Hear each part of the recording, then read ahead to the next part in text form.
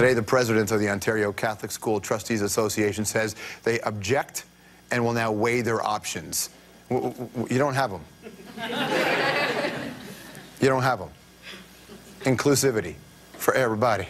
You don't have them. What are their options going to be? We'll find another way to use the acronym GSA? All right, fine, we'll call it GSA so you can't use the word gay. What, God's Still Angry Club. Is that what it's going to be? Strombo, you're an ass. Plain and simple, you're an ass. You don't have options? Maybe you should try reading this little document. It's called the Constitution.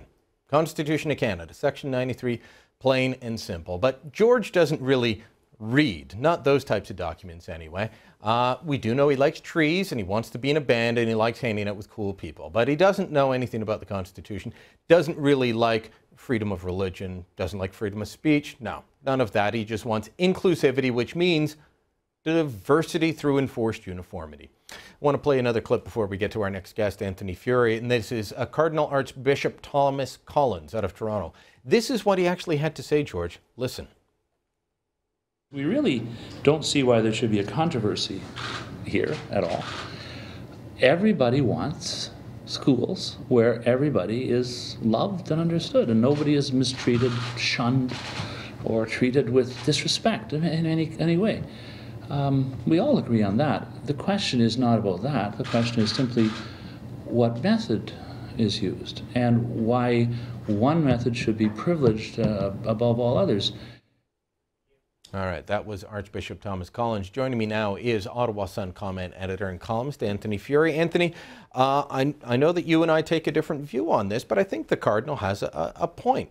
Why enforce just one viewpoint and enshrine it in legislation and then tell everyone they've got to take this? Well, the Cardinal, first of all, brought up a great point where he said this is just nuts that we are legislating school clubs, after-school extracurricular clubs in the provincial legislature. But to me, this is a clear case of something that happens way too often, which is special interest groups, adults, trying to use kids as a platform to have their own battles, whether it's the Liberal Party, whether it's the Catholic Church, or the gay, lesbian, straight education network. They're all using kids as pawns. I think they got to drop it.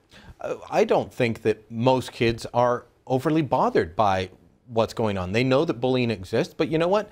There's an old-fashioned way of dealing with bullies, and that's punch them in the nose. Beyond that, most things don't work, except we've told kids they're not allowed to do that in school.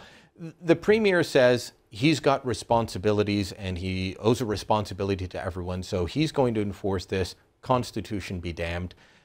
Warren Kinsella, a regular on this program, who's an advisor to the Premier, says if you don't like it, stop taking Catholic fund, or Catholic schools should stop taking public money.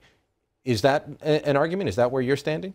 First of all, you, me, and gay comedian Scott Thompson would all agree that the best way to take down a bully, whether he's gay bullying you or not, is to punch him one in the nads. That's what Scott Thompson says. I think that's the best option. However, I think, and you're right, not too many kids are actually bothered by this. So some kids, they don't care. They don't want to do any of these clubs, so they won't.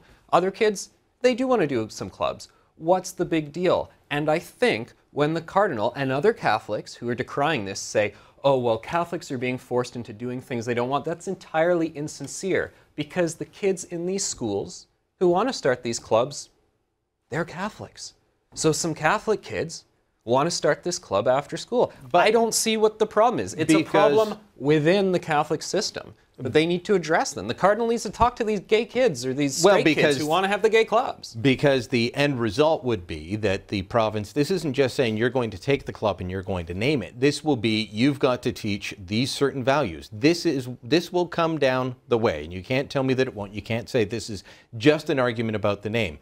That if they say, okay, fine, we'll take the term gay-straight alliance. And then they go in and they start saying, well, here's what the Catholic Church teaches about homosexuality and any sex outside of marriage is a sin. They start telling the kids that in the gay-straight alliances, they will be shut down, they will be penalized by the province in some way, and Barbara Hall, the Chief Commissar of the Human Rights Commission, will come out and fine them. And there's one fine point to make. When I first heard about gay-straight alliances, what I thought they were was just the term we use for rainbow clubs or gay clubs, whatever you want to call them. It's actually a technical term of a certain sort of sub-club that the gay, lesbian, straight education network in the States is kind of promoting. So I was a little confused why we're actually legislating for us to have essentially U.S. subgroups within the school system. I think it's very, very strange from that angle, which is why the province should not be legislating this at all. But there's two-tiered nanny state going on here. The first tier, why is the province mucking around with this? The second tier, why is a school board telling kids what sort of clubs they can do after school? They're both silly. Because it is a Catholic school. People have said, I just want to read this out for people like Warren that say, if you don't like it, stop taking money from the province. Here's what Barbara Hall, the Chief Commissar, said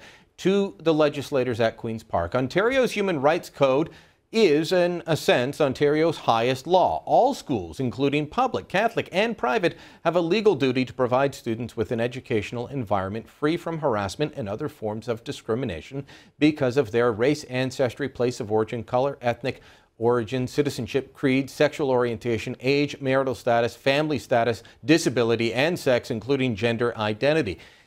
There's a mouthful right there, and I go into great detail on liliespad.ca on what is wrong with that, but she does say, doesn't matter, even private schools will have to take the Gay Straight Alliance system and McGuinty's view of it, and that's got to be wrong. Sorry, Anthony, we're out of time, but you will be back next week while I take some vacation. You'll be in for me? I will. Poor unsuspecting viewers, but I hope I'll do. I hope I'll do an honor to the Lily Pad. They're not unsuspecting now. They're warned. Stick around. We've got more to come.